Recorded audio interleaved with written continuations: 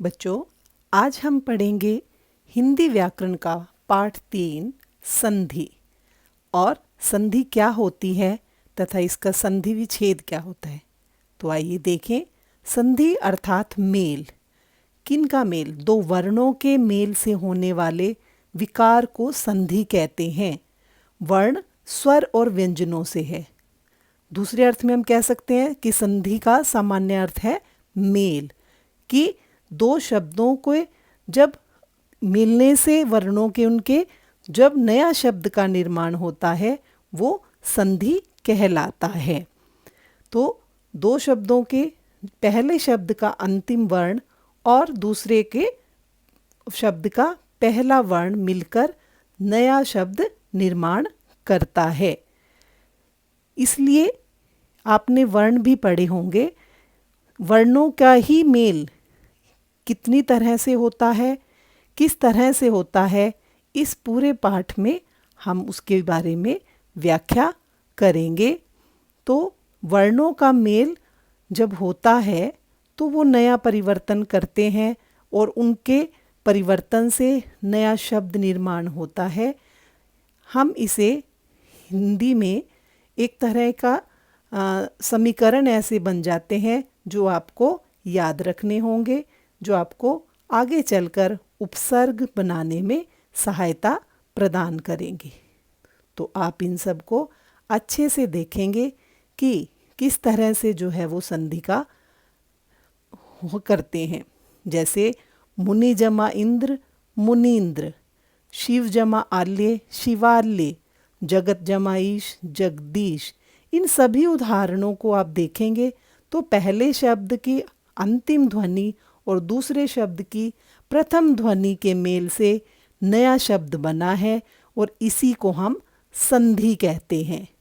तो ये किस तरह से होता है, कितने प्रकार का होता है, ये सब हम इस पाठ में जानेंगे, जिसको आपने ध्यानपूर्वक देखना है कि किस तरह से शब्द निर्माण किया जाता है।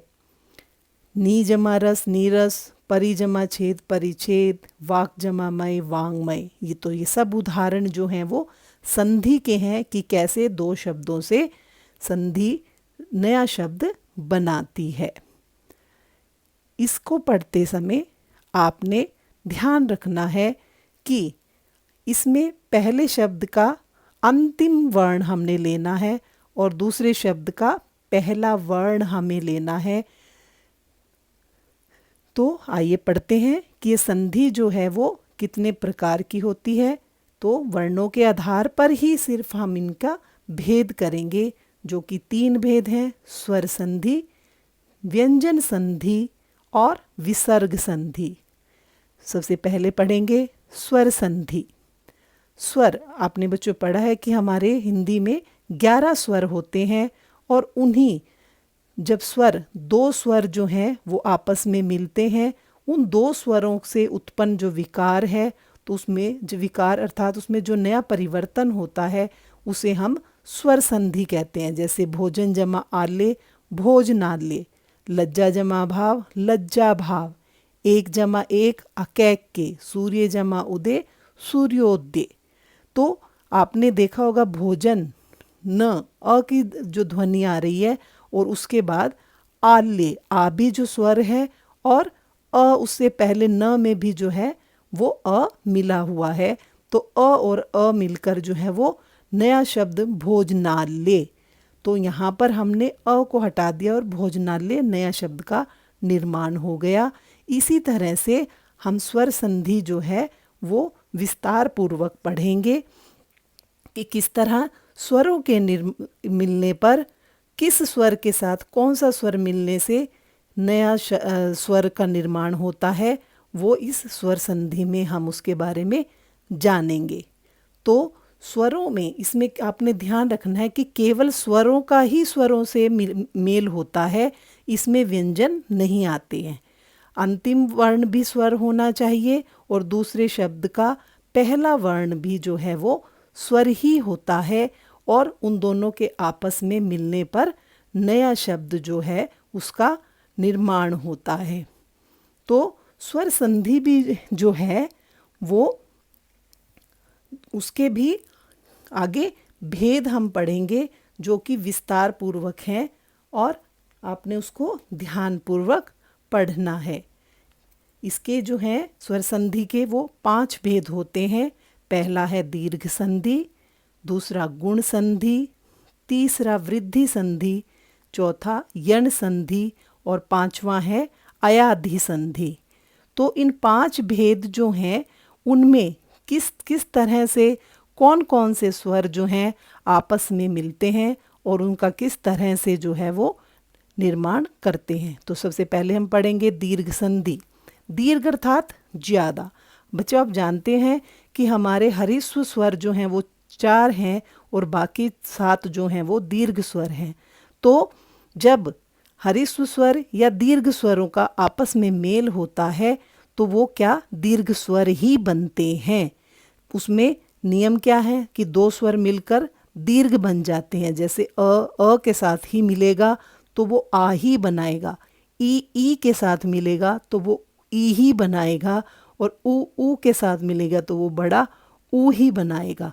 तो दीर्घ संधि में हमारे केवल ये 3 जो हैं वो स्वर आते हैं, अ, ई और ऊ, और इनका आपस में ही मेल होता है। अ का अ के साथ ही मेल होने पर वो आ बनाएगा, ई का ई के साथ और ऊ का ऊ के साथ। और ये सिर्फ 3 स्वर ऐसे हैं जो दीर्घ संधि के अंतर्गत आएंगे।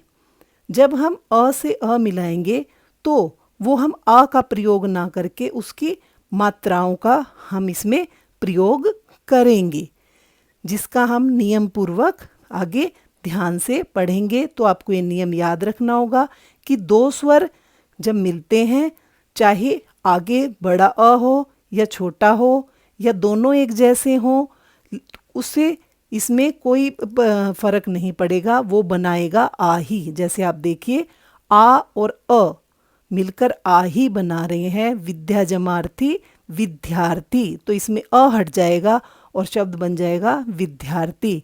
लज्जा जमा अभाव लज्जा भाव, तो अ का प्रयोग आपने नहीं करना, आपने उसकी मात्रा का प्रयोग करना है। आ और आ विद्या जमा ले विद्यालय, महाजमा शे महाशे। इसी तरह ई और ई मिलकर ई बनाएंगे, गिरी जमा इंद्र गिरीन्द्र। तो वो र पे जो छोटी ई की मात्रा है वो दीर्घ में अर्थात बड़ी ई की मात्रा में परिवर्तित हो जाएगी।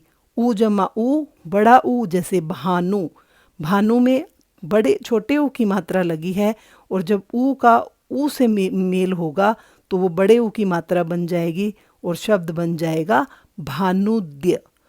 तो आपने देखा बच्चों इसमें कि अ का अ से, इसमें ये नियम याद रखना है कि समान ही वर्ण होने चाहिए दोनों। ई के साथ ही ऊ के साथ ही और अ के साथ ही मिलने पर उसी का दीर्घ स्वर जो है वो बनाते हैं और उन्हीं की मात्राओं का प्रयोग करते हैं। और शब्द का, दूसरे शब्द का जो पहला वर्ण है वो हट जाता है और उसके स्थान पर उसकी मात्रा का प्रयोग किया जाता है। तो आपने इसको ध्यान से देखना है कि कोई भी वर्ण आगे पीछे हो सकता है, पहले बड़ा ऊ हो या छोटा ऊ हो या दोनों ही एक जैसे हों या छोटा ऊ और बड़ा ऊ हो, उससे इसमें कोई परिवर्तन नहीं होगा, वो बड़ा ऊ ही बनाएंगे। स्थान परिवर्तन का दीर्घ संधि में कोई महत्व नहीं है। बस ये हमेशा ध्यान रखना है, दीर्घ अर्थात ज़्यादा, ज़्यादा अर्थात बड़ा और बड़ा अर्थात बड़ा वर्ण, आ जिसकी ध्वनि बड़ी आती है। तो अब आइए दूसरा पढ़ते हैं। दूसरा जो इसका भेद है वो है गुण संधि। गुण संधि में अब हम पढ़ेंगे कि जब अ पहले हो और उसके साथ ई लगे तो क्या बनेगा। अ पहले हो और उसके साथ ऊ हो तो कौन सा स्वर बनता है, ये सब हम उसमें पढ़ेंगे। तो गुण संधि में अ आ के साथ ई का मेल होने पर वो ए बनाते हैं, जिसकी मात्रा का प्रयोग होगा छोटी ए। और अ के साथ जब ऊ का मेल होता है तो वो ओ की स्वर बनाते हैं, तथा री के साथ मेल होने पर उसकी ध्वनि अर की हो जाती है। र इसमें आधा आधा होता है और जब वो नया शब्द का निर्माण करेंगे तो वो र जो है वो रैफ बन जाता है, अर्थात वो अगले अक्षर के ऊपर, जिसे आप एक मात्रा की तरह भी देखते हैं, उस तरह से इसका प्रयोग होता है, जिसे हम गुण संधि कहते हैं। देखिए, इसमें आपने ध्यान रखना है कि अ पहले ही होगा और उसके बाद ई का प्रयोग होगा, तो वो ए बनाएंगे, छोटा ए जिसको आप बोलते हो। महाजमा इंद्र, महेंद्र, तो महा का अ हट गया और ई की मात्रा जो है, ई के स्थान पर वो ए की मात्रा का प्रयोग हो गया, शब्द बना महेंद्र। अ जमा ओ बनाया है, चंद्र जमा उदय, चंद्रोदय। तो इस तरह से आपने देखा कि इसमें अ पहले और बाकी बाद में है, स्वरों का बाद में प्रयोग है। तीसरी है वृद्धि संधि। वृद्धि संधि में अब हमारे दो स्वर बचे हैं, ए और ए आई और ओ औ। अब इनका अ के साथ मिलन होने पर क्या बनता है? अ के साथ जब ए मिलता है तो वो आई बनाते हैं, और अ का जब ओ के साथ स्वर का मेल होता है तो वो औ बनाते हैं। अर्थात अ के बाद जो भी वर्ण है, ए है तो उसी का दीर्घ बन जाएगा, और ओ है तो उसी का वो दीर्घ बन जाएगा। जैसे ए के साथ ए मिल पे आई बना, एक जमा एक अकैक के, नव जमा ऐश्वर्य नवैश्वर्य, सदा जमा एव सदैव, वन जमा औषधि वन औषधि। तो आपने देखा कि इसमें इन दोनों में, गुण संधि और वृद्धि संधि में, हमेशा अ का जो है वो पहले रहता है और बाकी जो वर्ण हैं, जो स्वर हैं, वो उसके बाद लिखे जाते हैं। इसके बाद चौथा है यण संधि। अब हम इसमें क्या पढ़ेंगे कि जब अ जो है वो बाद में हो और ई पहले आए और ऊ पहले आए और री पहले आए, तो वो किस तरह से, कौन सा स्वर बनाएगा। इनके जब मेल होता है तो वो असमान स्वर से होता है, और क्या होता है कि ई और अ जब मिलते हैं, ई पहले हो और अ बाद में हो, तो वो य बनाते हैं, और अगर पीछे बड़ा आ हो तो वो मात्रा साथ में प्रयोग कर दी जाती है। इसमें आपने एक और ध्यान रखना है कि पहले शब्द का जो अंतिम व्यंजन है वो आधा हो जाएगा, अर्थात वो स्वर के बिना हो जाएगा। ये इसका नियम है यण संधि का। जैसे अति जमा आवश्यक, अत्यावश्यक। देखिए, इसमें त जो है वो स्वर रहित हो गया, अर्थात उसमें अ नहीं है, वो आधा हो गया और य का प्रयोग हो गया, और उसके साथ बड़ा आ लगा है तो उसकी मात्रा साथ प्रयोग हो गया, वो बन गया अत्यावश्यक। अब ऊ पहले हो और अ बाद में हो तो वो जो है वो व बन जाता है। बाकी नियम इसका भी वही रहेगा कि पहले वाला जो अंतिम वर्ण है वो आधा हो जाएगा। मधु जमाल्य मधवाल्य।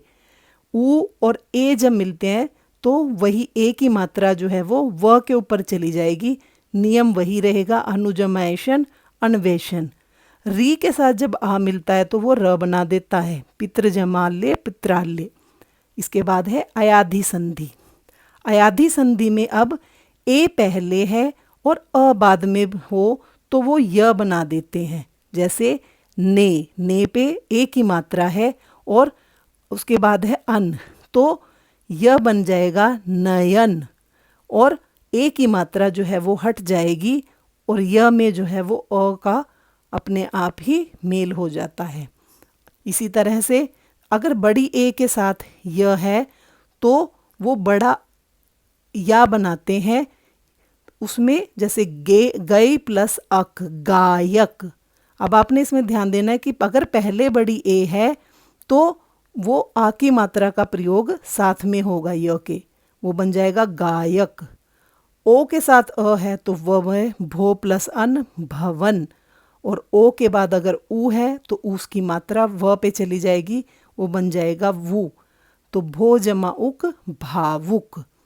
तो बच्चों, आपने अभी स्वर संधि के बारे में पढ़ा, जिसमें आपने 5 भेद पढ़े हैं: दीर्घ संधि, गुण संधि, वृद्धि संधि, यण संधि और अयाधि संधि।